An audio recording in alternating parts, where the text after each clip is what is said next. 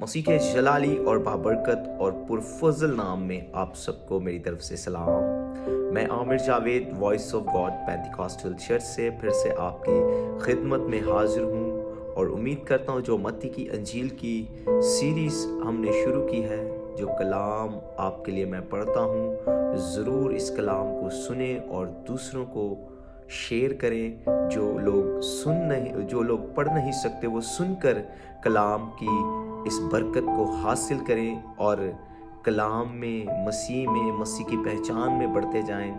मत्ती की अंजील के हम 18 अबवाब पढ़ चुके हैं। आज मैं आपके लिए 19वां बाब पढ़ूंगा।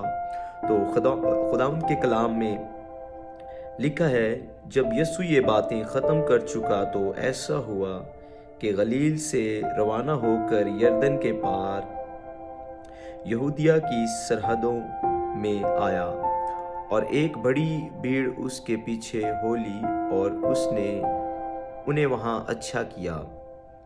और फरीसी उसे आजमाने को उसके पास आए और कहने लगे, क्या हर एक सबब से अपनी बीवी को छोड़ देना रवा है?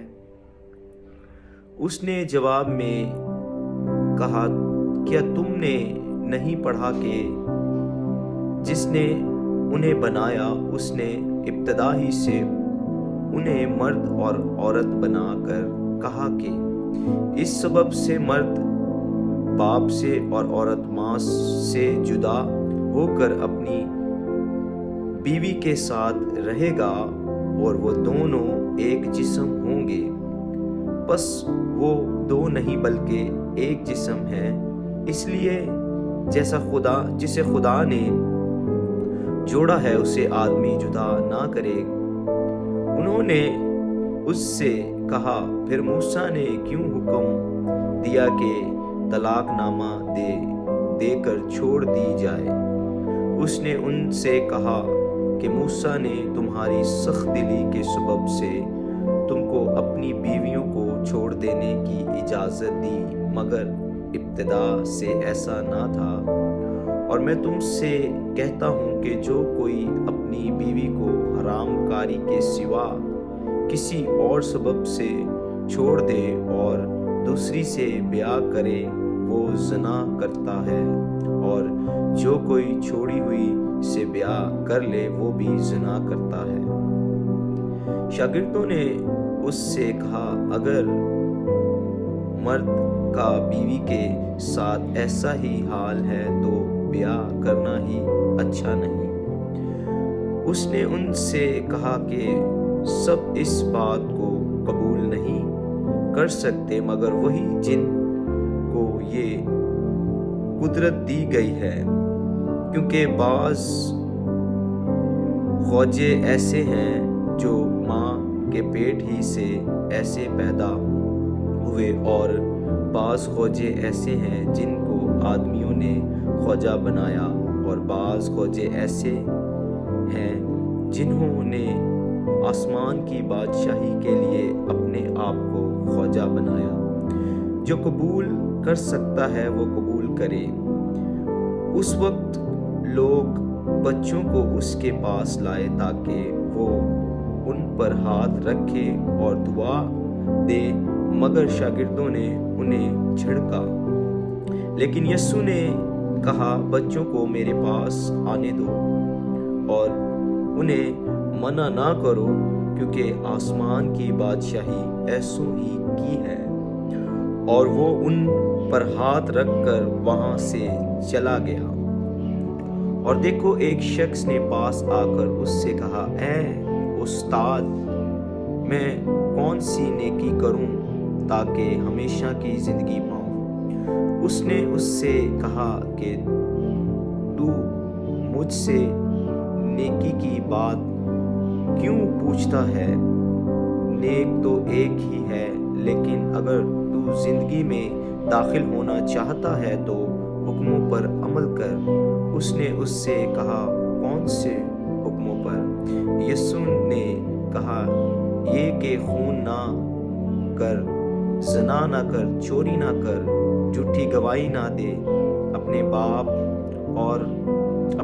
की और अपनी ماں کی عزت کر اور اپنے پڑوسی سے اپنی مانند محبت رکھ۔ اس جوان نے اس سے کہا کہ میں نے ان سب پر عمل کیا ہے، اب مجھ میں کس بات کی کمی ہے؟ یسوع نے اس سے کہا، اگر تو کامل ہونا چاہتا ہے تو جا اپنا مال و اسباب بیچ کر غریبوں کو دے، تجھے آسمان پر خزانہ ملے گا، اور آ کر میرے پیچھے ہو لے۔ مگر وہ جوان یہ بات سن کر غمگین ہو کر چلا گیا، کیونکہ بڑا مالدار تھا۔ اور یسوع نے اپنے شاگردوں سے کہا، میں تم سے سچ کہتا ہوں کہ دولت مند کا آسمان کی بادشاہی میں داخل ہونا مشکل ہے۔ اور پھر تم سے کہتا ہوں کہ اونٹ کا سوئی کے ناکے میں سے نکل جانا اس سے آسان ہے کہ دولت مند خدا کی بادشاہی میں داخل ہو۔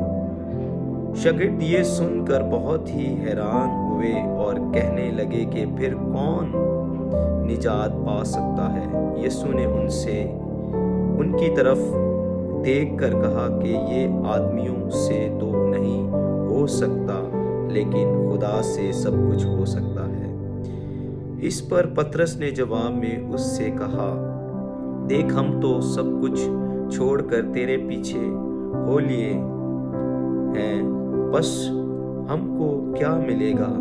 یسوع نے ان سے کہا، میں تم سے سچ کہتا ہوں کہ جب ابن آدم نئی پیدائش میں اپنے جلال کے تخت پر بیٹھے گا تو تم بھی جو میرے پیچھے ہو لیے ہو 12 تختوں پر بیٹھ کر اسرائیل کی 12 قبیلوں کا انصاف کرو گے۔ اور جس کسی نے گھروں